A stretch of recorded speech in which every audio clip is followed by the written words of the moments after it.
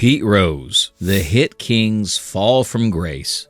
Pete Rose, the all-time hit king, a baseball god who played like his life depended on it, which, ironically, is what got him banned forever. Rose finished his career with 4,256 hits, a number so absurd it might never be touched. But in 1989, that number stopped meaning everything because Commissioner Bart Giamatti dropped the hammer. Lifetime ban. The reason? Gambling. Not just any gambling, betting on baseball while managing his own Cincinnati Reds. That's like being a judge in a cooking competition and betting on your own souffle. The tragedy of Rose's story is the contradiction. On the field, he was the ultimate competitor. Charlie Hustle ran to first base on walks, bulldozed catchers, and broke records with sheer grit. Off the field, he couldn't escape addiction. For years, Rose denied everything, swearing he never bet on baseball.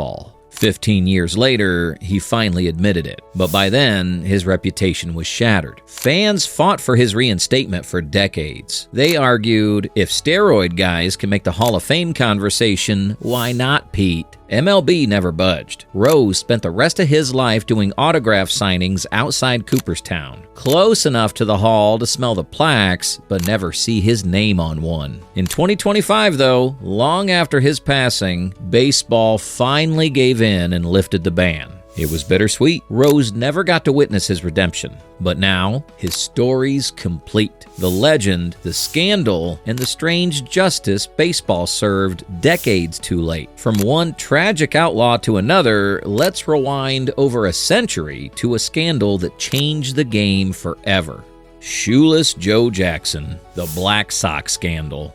The year was 1919. The Chicago White Sox were on top of the baseball world. They were stacked, confident, and heavily favored in the World Series against the Cincinnati Reds. But instead of glory, that team went down as the Black Sox. The accusation? 8 players conspired with gamblers to throw the series. Leading the infamous group was the most unlikely villain, Shoeless Joe Jackson. Here's the twist. Jackson was a baseball genius. His lifetime batting average of .356 is the 3rd highest in history, and he hit .375 in that very World Series. Does that sound like a guy trying to lose? Many historians believe he was illiterate, intimidated by mob-connected gamblers, and possibly didn't even fully understand the scheme. But Commissioner Kennesaw Mountain Landis didn't care. In 1921, Jackson and 7 teammates were banned for life. Shoeless Joe's legend grew after his exile.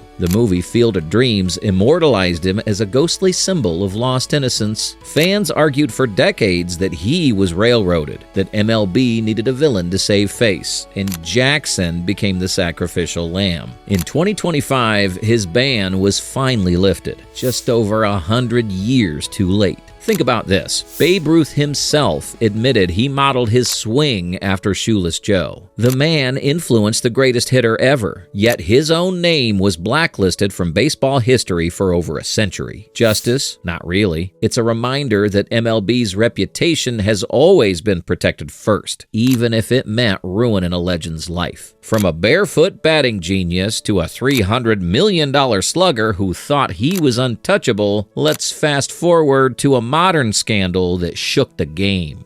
Alex Rodriguez, the biogenesis scandal.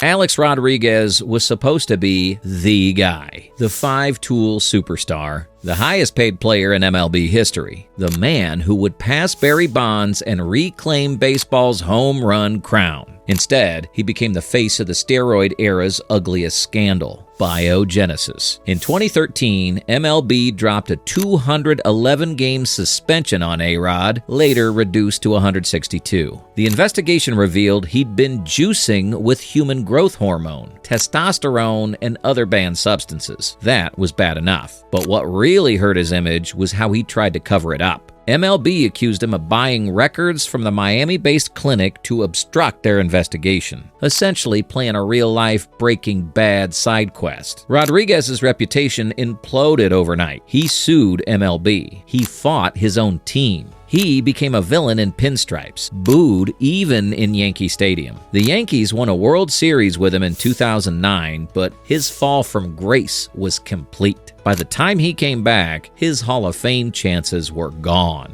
Here's the kicker though. A-Rod somehow rehabbed his public image after retirement. He became a polished broadcaster, a businessman, and even dated Jennifer Lopez. But fans still debate. Was he the most talented player ever to ruin his own legacy? Did MLB make an example out of him, or was it deserved? Either way, biogenesis was a turning point. Baseball wanted to clean up its steroid mess, and A-Rod was the perfect villain to hang on the wall. The game moved on, but his story is a reminder of how quickly baseball legends can turn into headlines. And he's not alone. The list of banned players gets darker, stranger, and more dramatic from here.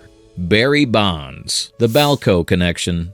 Barry Bonds is the definition of complicated legacy. He was already one of the best all-around players in history, a Hall of Fame lock before the steroid era even started. But his name became the face of baseball's darkest chapter. Despite breaking the all-time home run record with 762 and winning 7 MVP awards, Bonds found himself iced out of MLB after the 2007 season. There wasn't a formal suspension or lifetime ban.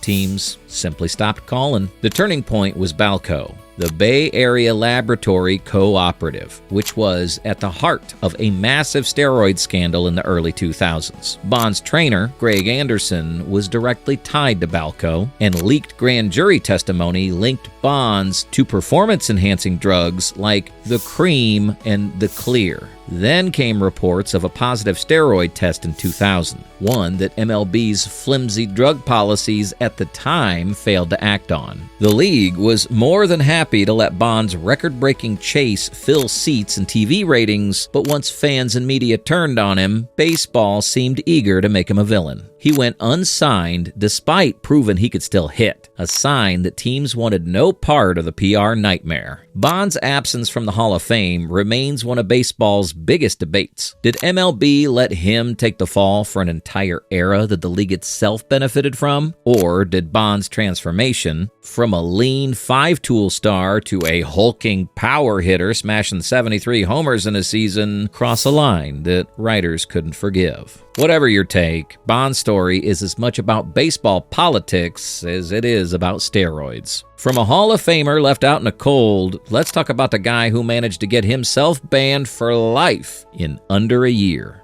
Jeanry Mejia. 3 strikes and you're out.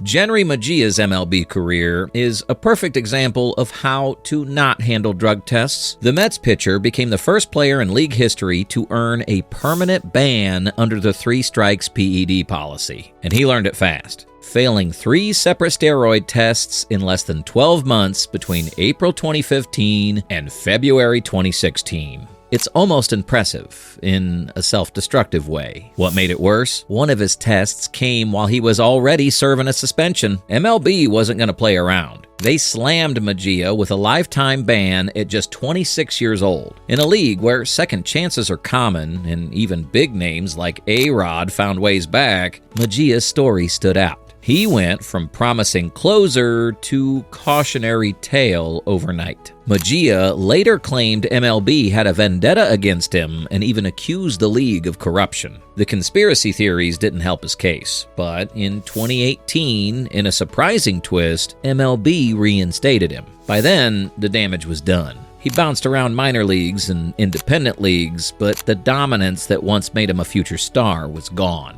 Mejia's downfall is less about talent and more about baseball's strict message. MLB had been criticized for being soft on steroids in the past. With Mejia, they proved they'd drop the hammer, even if it meant turning a young player into a warning sign. From a scandalous young star to a heartbreaking example of addiction, next is one of baseball's most tragic cautionary tales. Steve Howe, the tragic cycle of addiction.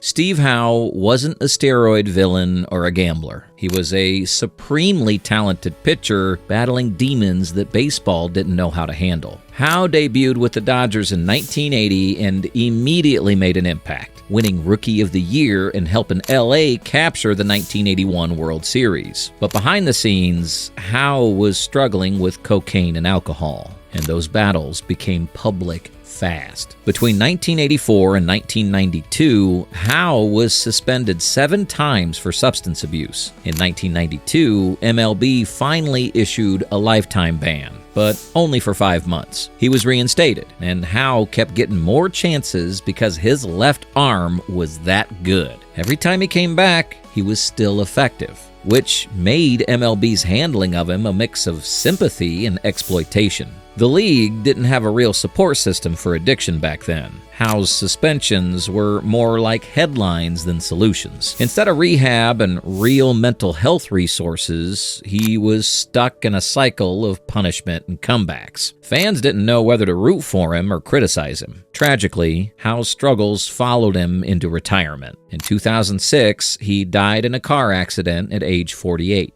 And toxicology reports revealed methamphetamine in his system. His story is heartbreaking because it's bigger than baseball. Howe wasn't a cheater or a villain. He was a man fighting addiction in a league that didn't know how to help. If Barry Bonds is baseball's steroid villain and Jennery Magia is the ultimate cautionary tale, Steve Howe is proof that bans don't always solve deeper issues. And unfortunately, his story isn't the last tragic one on this list. Cooperstown Marcano, the modern gambling scandal. If Pete Rose was baseball's gambling scandal of the 20th century, Cooperstown Marcano is the modern-day reminder that some lessons never get learned. In 2024, Marcano became the first active MLB player banned for gambling since 1924, and his story sent shockwaves through a league that now has sports betting ads plastered in every stadium. Marcano, a promising utility player for the Pirates, was sidelined with an ACL injury. Instead of focusing on recovery, he placed 387 baseball bets totaling over $150,000, including 25 bets on Pittsburgh games while he was still on the injured list. That detail made his punishment inevitable. MLB had no choice but to slam him with a lifetime ban. What makes Marcano's case fascinating is the timing. The league is more connected to gambling than ever. Partnerships with sportsbooks, allowing betting lounges in ballparks, and promoting odds during broadcasts. Yet, the players are still held to one of the strictest anti-gambling rules in all of sports. Did Marcano deserve it? Sure. Betting on your own team is a big no-no, but the irony isn't lost on anyone watching commercials for FanDuel during every inning break. Marcano's fall is a cautionary tale for a generation of players growing up in a betting-saturated world. Unlike Rose, who was a manager when he gambled, Marcano was an active player with a lot of career left. Now, he's a trivia question, not a future star. From one scandal that shocked modern fans, let's rewind to the original baseball scandal, the one that nearly destroyed the game forever. The Chicago Black Sox 8, the original scandal. Before PEDs, gambling scandals, or buzzer conspiracies, there was 1919. The Chicago White Sox were the best team in baseball, but 8 players, forever known as the Black Sox, threw the World Series against the Cincinnati Reds in exchange for payouts from a gambling syndicate. It wasn't just a scandal. It was an earthquake that nearly leveled the entire sport. The key names are now baseball folklore. Shoeless Joe Jackson, one of the greatest hitters of all time, was banned despite hitting .375 in the series. Eddie Sakota, the Sox ace, confessed after being threatened. Chick Gandil was the ringleader, while Buck Weaver was banned for knowing about the fix but refusing to report it. The details read like a crime novel, with mob connections, cash payoffs, and a betrayal of baseball's integrity. Public outrage was so intense that MLB had to create the commissioner's office, appointing Judge Kennesaw Mountain Landis as the sport's first commissioner to restore trust. Landis banned all 8 players for life, and the shadow of the Black Sox scandal has hung over the league ever since. Even now, debates rage over whether Jackson deserved the same fate as the others. His stats show he played hard, and some historians believe he was coerced or tricked into participating. But baseball doesn't do nuance when it comes to gambling. And this scandal wrote the rule book that players like Pete Rose and Marcano broke decades later. After the darkest moment in baseball history, let's look at a case that was just as controversial but resolved in record time.